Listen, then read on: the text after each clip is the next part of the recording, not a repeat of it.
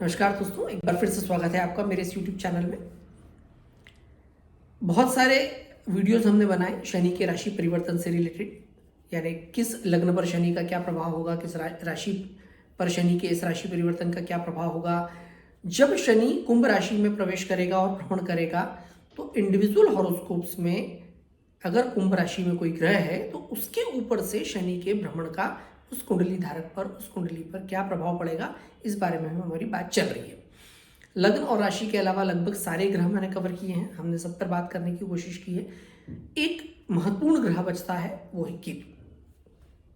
केतु को समझना बहुत डिफिकल्ट है, केतु के बारे में बात करना बहुत डिफिकल्ट है, क्योंकि केतु एक मिस्टीरियस प्लैनेट है।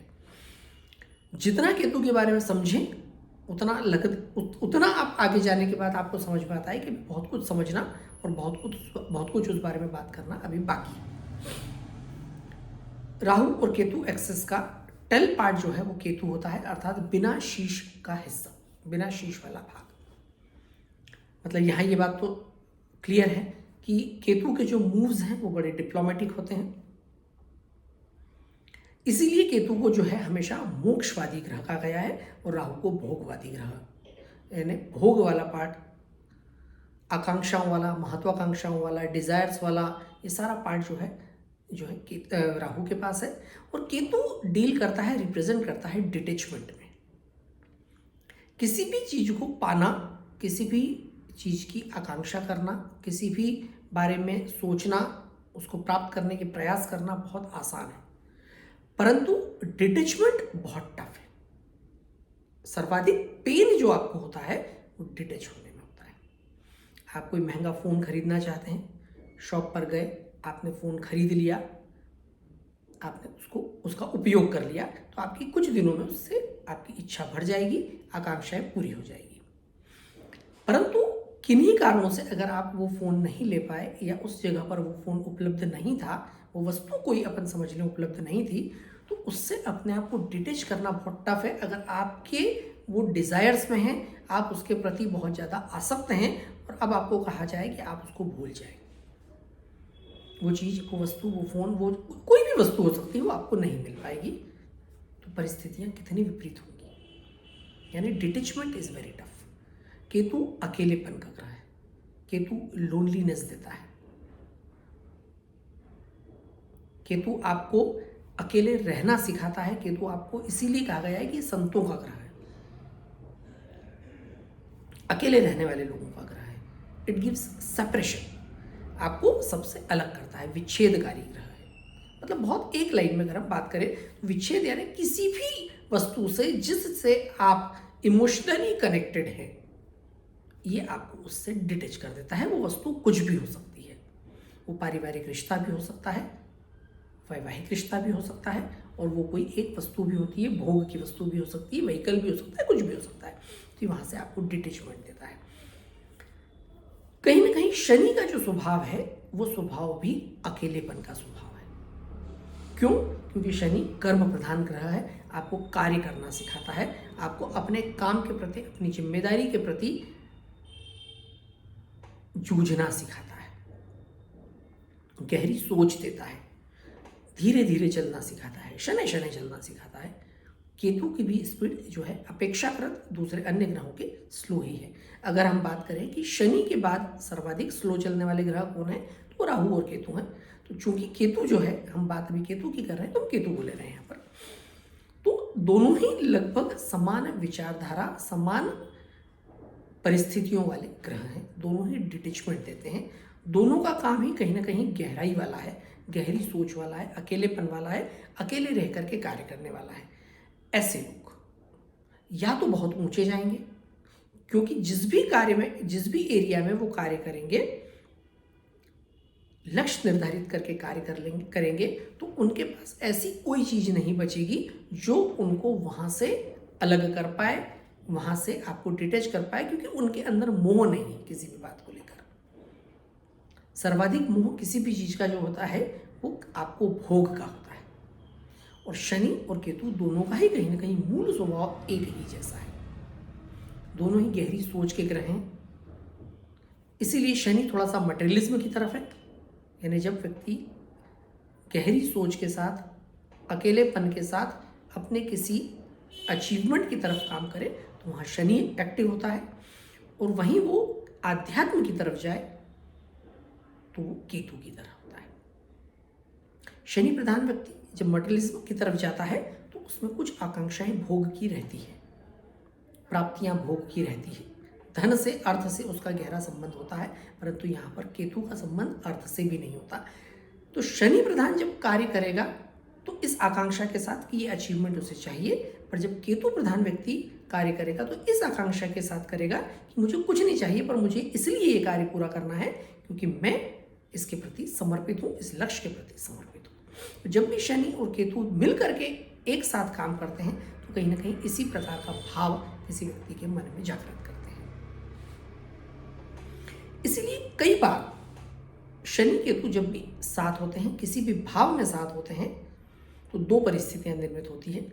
या तो वो व्यक्ति बहुत गहराई के साथ जूझते हुए उस लक्ष्य को प्राप्त करता है, बहुत बड़े रिसर्चर्स, साइंटिस्ट, बड़े आविष्कारक, बहुत महंगे, इवन यहाँ तक कि फिल्म प्रोड्यूसर, फिल्म एक्टर्स, जो बहुत बड़े स्तर पर जाकर के काम करें, ऐसे लोग भी शनि केतु वाले देखे गए हैं। उनकी कुंडलियों में भी शनि केतु के योग होते हैं। या ये दोनों ही, जैसा मैंने बताया, सेपरेटिव प्लैनेट होते हैं। तो ऐसी परिस्थिति में एक डिलेमा के चलते ना वो अपने पारिवारिक जीवन को फोकस कर पाते हैं और ना अपने आर्थिक लक्ष्यों को या सामाजिक लक्ष्यों को। हालांकि सामाजिक लक्ष्यों को तो ये लोग बिल्कुल पूरे नहीं करते, क्योंकि जिस भी प्रकार के काम में रहते हैं ये अपने आप को अकेला रखना चाहते हैं, क्योंकि ये जितना अकेले रहते हैं उतने ज़्यादा फोकस्ड रहते हैं। तो अपने आप में एक फोकस डेवलप करने वाला कॉम्बिनेशन है शनि और केतु का कॉम्बिनेशन। अगर आप परिवार की तरफ से, मित्रों की तरफ से, सोसाइटी की तरफ से, समाज की तरफ से डिफोकस हो भी गए तो बहुत आवश्यक है कि उस ऊर्जा को सही दिशा में, सही जगह कार्य करने के लिए लगाया जाए। क्योंकि अगर उस दिशा में कार्य नहीं है, आप नहीं लगा पाए, तो वही चीज़ जो मैंने सबसे पहले कही थी कि केतु को समझना बहुत मुश्किल है, क्योंकि बिना सिर वाला, बिना शीश का ग्रह है। इसलिए व्यक्ति को हमेशा डिलेमा में रखता है, कन्फ्यूजन में रखता है और डिप्लोमेसी में रखता है कि किधर जाना, दिस वे और दैट वे। ऐसे लोग हमेशा सोचते सोचते रह जाते हैं और एक्शंस नहीं कर पाते, मतलब वहाँ सिर्फ केतु एक्टिव रहता है।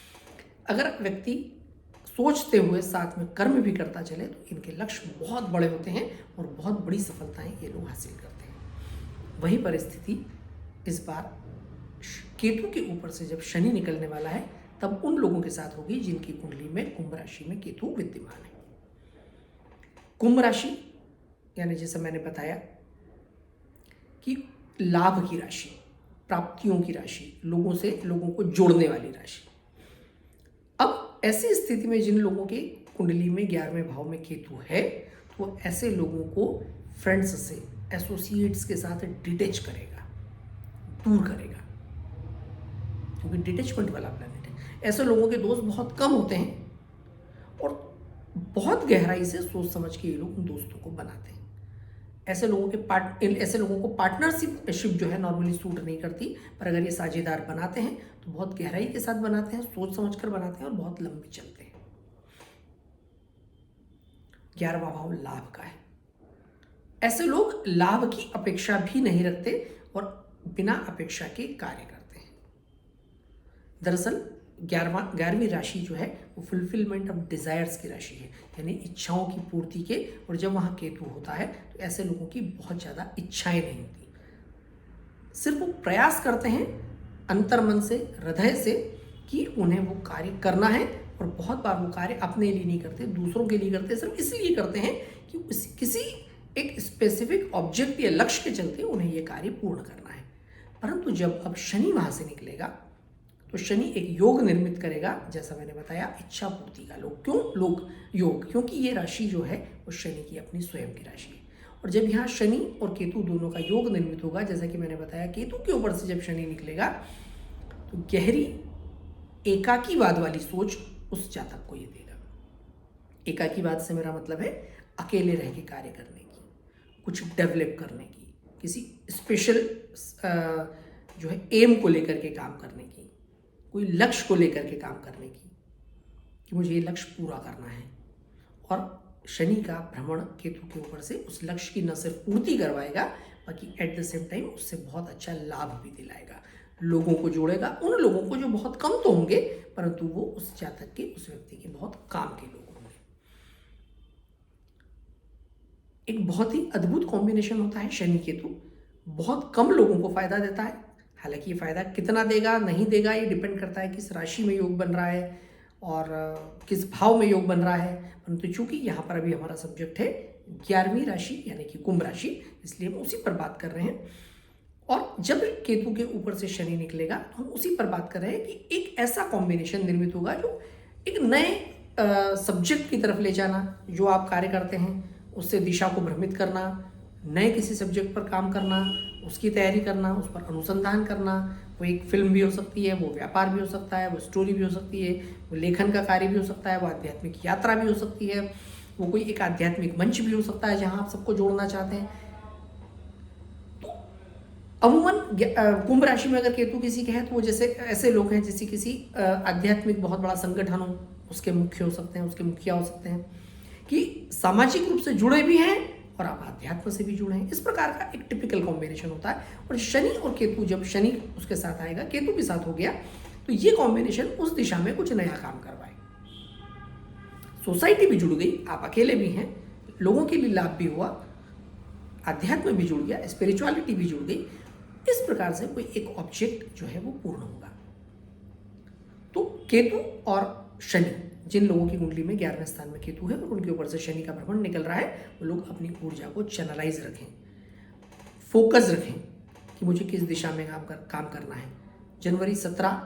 17 जनवरी 2023 के बाद से जब योग बनेगा तो उसके पहले आप अपने आप को प्लान रखें, कोशिश करें अलग अलग तरीकों से, मेडिटेशन से, योग से, प्राणायाम से, अच्छा पढ़ के, ईश्वर भक्ति से, देव दर्शन करके, प्रकृति से जुड़कर, भले ही अकेले रहने की आदत है तो अकेले रहकर अपने आप को तैयार करें कि आपको किस लक्ष्य पर काम करना है, उस लक्ष्य की प्राप्ति के क्या क्या तौर तरीके हो सकते हैं, उसके लिए आप अपने आप को कितना आपको तैयार करना है, कितना अध्ययन करना है और किस तरीके से आप उस लक्ष्य को पूर्ण कर सकते हैं, और समाज को, सोसाइटी को या अपने से जुड़े लोगों को किस तरह से इस लक्ष्य प्राप्ति के बाद के बेनिफिट्स पास ऑन करना है।